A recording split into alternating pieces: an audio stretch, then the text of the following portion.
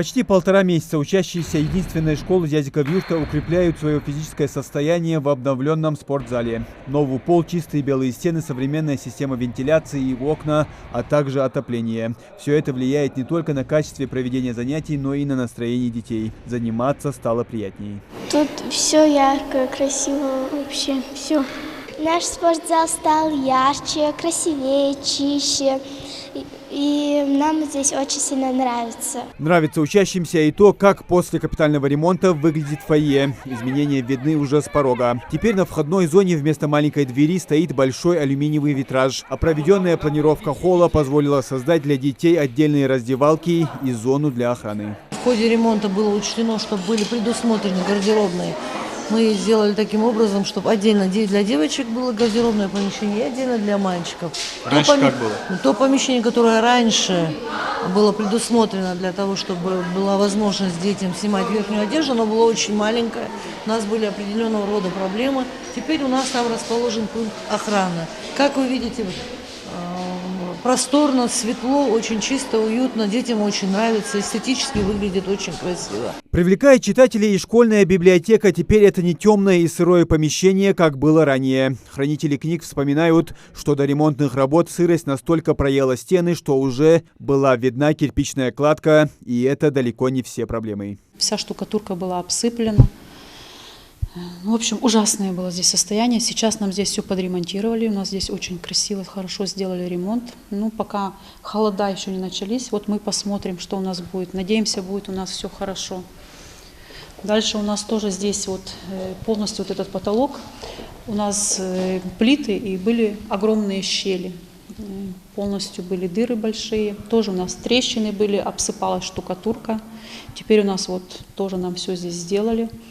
Красиво, чисто, аккуратно, всем нравится. Причем все проблемы школы начались через пару месяцев после открытия. И странно, что построенное в 2006 году здание уже через 16 лет нуждается в капремонте. Директор также отметила, что даже вентиляцию новой школы полностью не подключили, и по сути она была просто муляжом. И никакие косметические работы, которые мы проводили, никакого результата нам не давали. Было обращено внимание и главы, и руководства республики к тому, что нужно включить данный объект в список тех школ, где будет проводиться капитальный ремонт. В прошлом году еще глава был у нас в школе, видел, какое состояние было техническое у здания, потому что были вопросы, большие вопросы были. Школу глава региона посетил в июле этого года и лично ознакомился с ходом капремонта. Тогда Махмуд Али Калиматов отметил, что здание должно быть качественно отремонтировано и готово к безопасному процессу обучения школьников. Вентиляцию я смотрю. Есть. Ага. А конденсат выступает здесь? Нет? Изначально выступает. Я говорю, вообще. Ахче, датис, хадылыч. Давай барку ляху положи. Вот. Директор, бар шара, она не могла сдать эту школу, принять. Понимаете, я не знаю. Проблем с вентиляцией и гипсокартоном отныне быть не должно. В рамках капремонта потолки сделали в виде подвесной системы Армстронга, а также наладили систему вентиляции. Особенно этих изменений ждали в школьной столовой. Там помимо этого установили новую мебель, уложили плитку, заштукатурили и покрасили стены. Конечно, нас все устраивает. Хозремонт красивый, чисто, удобно. Много изменилось в хозяйстве.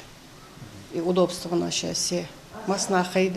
Не обошли при капремонте и вопрос оснащения школы. В кабинетах красуется новая мебель, шкафы, заменили окна, уложили ламинат. А в кабинете информатики, помимо всего сказанного, появились и новые компьютеры. Для 7 кабинетов закупили проекторы и интерактивные доски. А подача материала в виде игры на современных устройствах с сенсорным управлением только добавляет интерес у школьников. Пожалуйста, правильно ответ.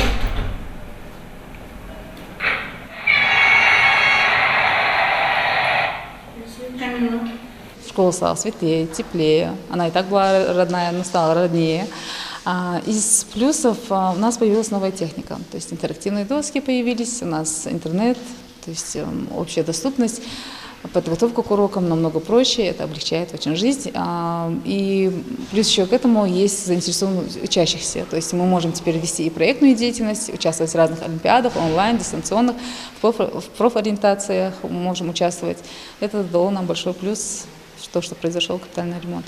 Начали капремонт школы в апреле. Последние 2 месяца учебного года дети и учителя были вынуждены ездить в 14-ю школу соседнего села. Нижние Очелуки с гостеприимством приняли новых учащихся, но своя школа ближе. И это не только географически. Конечно, хочется сказать о тех изменениях, которые произошли. Стало действительно очень светло, очень просторно, очень красиво. Наши учителя, которые постарались над уютом в кабинетах. Хочу сказать большое спасибо всем, кто это для нас организовал. Это же в первую очередь для нас. И мы стараемся вот это сохранять в том же виде, в чем как бы пришли, как мы это увидели. И я надеюсь, будущее поколение также бережно будет относиться к этому и сохранять. Сохранять школу в таком виде старшеклассники завещают более 800 школьникам. Столько детей здесь обучаются в 2 смены. В рамках капитального ремонта обновления коснулись и актового зала школы. Изменилось практически все, начиная от полов, заканчивая стенами и потолками. Последнее мероприятие, которое здесь провели, было приурочено Дню учителя. И, судя по оформлению, прошло оно красочно и весело. Муслим Ганиев, Асхаб Билакиев, Новости 24.